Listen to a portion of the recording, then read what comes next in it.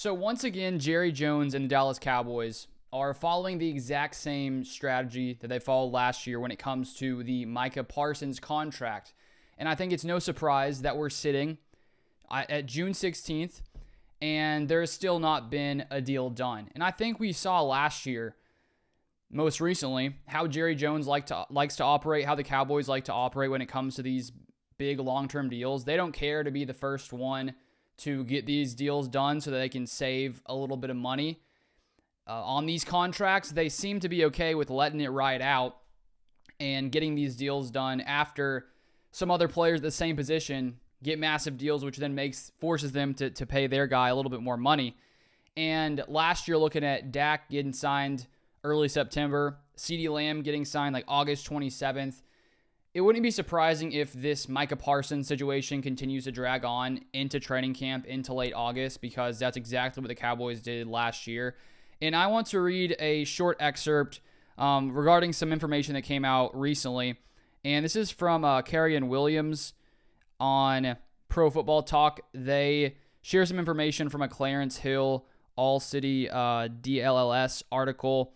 Parsons told Clarence Hill, according to this article, it's going to cost them more. Parsons and Jones confirmed to Hill they had a handshake deal in March, but Jones never called Parsons' agent, David Mulligetta, to finalize it. Parsons told Hill he has seen the deal Watt is seeking from the Steelers, and it is more than he and Jones discussed. Thus, Parsons expects that his final number will go higher than originally thought. And so I think at this point, when you see Jerry Jones do what he's done so many times, I think that you can sort of tell where this is going, where when you look at, Trey Hendrickson with the Bengals, they have their entire contract dispute. You have TJ Watt with the Steelers, they have their entire contract dispute. And with them being the same position as Micah Parsons, whoever ends up signing their deal last is probably going to make the most amount of money. And so it wouldn't be surprising if all three of these guys are almost wanting things to drag on a little bit because, as Micah Parsons said there, he's seen the TJ Watt deal, whatever that is, and if that deal gets done, the Cowboys are going to have to pay Parsons more money. So it sounds like he expects to, make more money than whoever the highest paid previous guy is. And I think the way this is all going to end, I think it's going to be late August.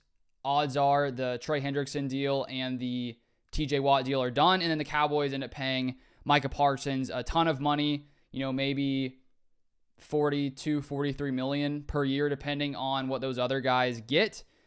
And, a lot of people have mentioned that Jerry Jones likes to drag things on because it keeps the Cowboys in the, in the talk of the media as June and July go on. And honestly, the Cowboys could end up making more money just from all their different ventures revenue-wise by, being the one team or one of the teams that the media is focused on the most. Of course, right now, it's not like there's a ton of attention on the NFL in June and July when there's not really much going on. But the Cowboys are going to be at the top of everyone's mind as long as they hold out on this Micah Parsons deal. And so I think it's just going to end like it did last year with CeeDee Lamb, as it did with Dak. It's not very surprising. It's what Jerry Jones likes to do. And on the one hand, when you wait to pay a player, yes, you're going to have to pay more money. But let's say you were able to wait a whole year longer than maybe some teams do. Like with Micah Parsons, he could have gotten a deal last offseason after, the third year. And the Cowboys saved money by not paying him for that year. And so now he's going to be under contract for longer. So let's say they had given him a deal last year. Sure, it would have been cheaper, but they would have had to, re-up or renew his deal, give him an extension a year earlier. So in the long run, I don't think it's that big of a difference to wait a little while to pay a player. Sure, in the short term, but the Cowboys clearly don't have a problem doing this. So I just wanted to share that. If you want more Cowboys content, feel free to subscribe down below, and I'll see you guys next time.